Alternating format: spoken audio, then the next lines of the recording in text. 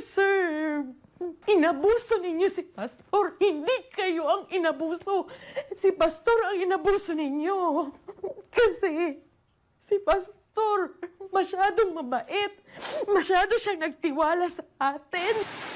Ano ang batayan para makilala ang tunay na relihiyon? Pakinggan natin si kapatid Nelly. Sabi ko sa inyo, ang pagparoonan nyo po kapatid, yung turo.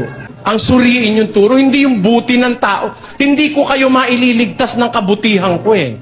Pakinggan nyo, unang Korinto 1:19. Sapagkat nasusulat, iwawalat ko ang karunungan ng marurunong at isasawala ko ang kabaitan ng mababait.